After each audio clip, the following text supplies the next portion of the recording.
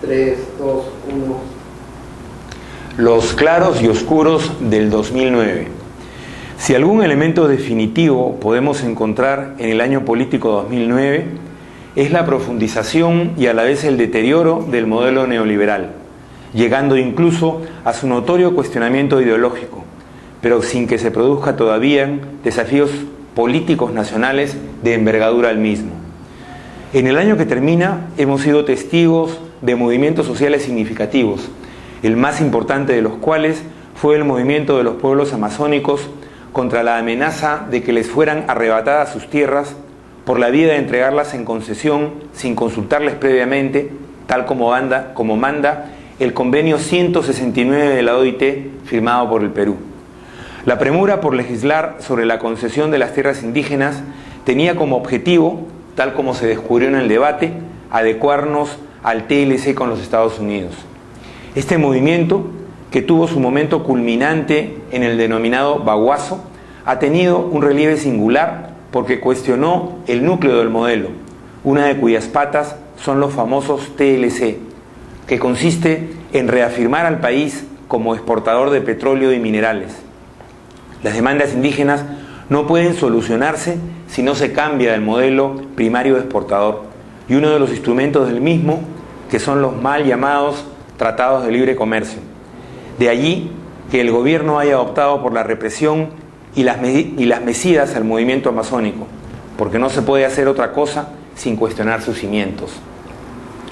La fragilidad del modelo económico se demostró también en la brusca caída del crecimiento del PBI, que pasó de casi el 10% a menos del 1%, demostrando una vez más que no estábamos blindados y que la economía primario exportadora no tiene futuro, más allá del vaivén de los términos de intercambio, históricamente contrarios a los países en vías de desarrollo. Asimismo, el escándalo de los petroaudios a fines del año pasado, todavía sin aclaración política ni judicial, se suma al tráfico de influencias en los tres poderes del Estado y al entreguismo de las privatizaciones, hoy denominadas concesiones.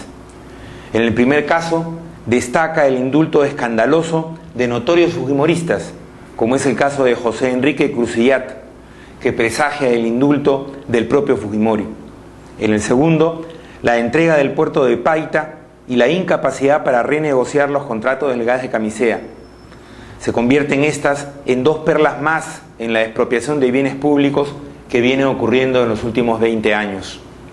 Asimismo, hay que mencionar también los informes de las comisiones investigadoras del Congreso sobre los casos de Petrotec y del gas de Camisea, los cuales, a pesar de tener importantes hallazgos, continúan sin ser discutidos en el Pleno de la Cámara, lo que despierta suspicacias sobre la corrupción que podría estarse amparando.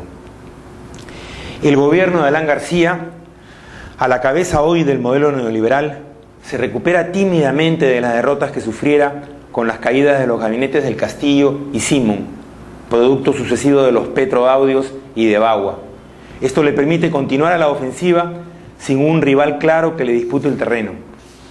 El propio García vive la tentación del caudillo plebiscitario y lanza iniciativas para disminuir al Congreso, controlado por su propio partido, y afirmar su liderazgo de cara a las elecciones del 2011 y, más allá, preparándose el camino para el 2016. A pesar de su poca popularidad, alrededor del 30%, y de ser uno de los presidentes peor considerados en la región, la falta de una oposición que lo desafíe oculta sus defectos y le permite pasar sus iniciativas como reformas constitucionales, que no son sino maniobras políticas para afianzarse. Es importante resaltar que en esta suerte de cancha libre presidencial ha colaborado la pésima calidad de la representación política, en especial en el Congreso, tanto del gobierno como de la oposición. La falencia de la representación ha permitido a la prensa de derecha, hoy abrumadora y parametrada mayoría, levantar más de una campaña mediática que ha pasado de recoger denuncias a denostar a las instituciones, los partidos y la política en general. De esta manera, en consonancia con Palacio, se deja pasar el gobierno cotidiano de los grandes intereses y las burlas a movimientos como el amazónico con el nombramiento de Mercedes Arauz a la cabeza del EMEF. A pesar de su debilidad, la oposición política ha tenido dos nombres, Ollanta Humala y Marco Arana. Este último surgió a la palestra como líder nacional en el año pasado. Humala, si bien ha remontado algunos puntos de popularidad al final del año, no logra todavía salir del aislamiento, al que lo ha sometido el secuestro mediático de la derecha y sus propios errores. Sin embargo, es el único hasta ahora en plantear cuestionamientos tajantes al modelo. Además, ha retomado con fuerza el recorrido por las diversas regiones de cara a reconstruir el 47% que obtuvo en las elecciones pasadas. Marco Arana está en una fase de organización de su partido y empieza a establecer sus definiciones. Un tercero, que podríamos denominar opositor mentiroso, con agilidad mediática para golpear a García, aunque sin cuestionar el modelo, es Alejandro Toledo. Pero ya sabemos los peruanos que su retórica es flor de un día y que poco se puede esperar de él. El deterioro neoliberal no presagia, sin embargo, un año tranquilo. La propia Defensoría del Pueblo ha llamado la atención sobre los conflictos no resueltos y sobre otros que vendrán. Así, en los próximos meses tendremos una conflictividad donde confluirán los rechazos sociales, pero también las reivindicaciones de nuestra soberanía nacional frente a un modelo que no trae bienestar ni tampoco construye país.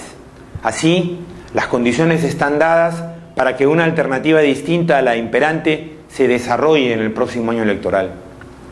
Por ello, el 2010 es definitivamente un año de definiciones. García tratará de encabezar a las fuerzas del modelo y su triunfo será escoger él al candidato ganador para abril de 2011. Esa es la apuesta de la reacción. Frente a ello, a la oposición contraria al modelo no le queda sino polarizar la situación entre el partido antisistema, que agrupa a los descontentos, y el partido neoliberal, que defiende el orden actual.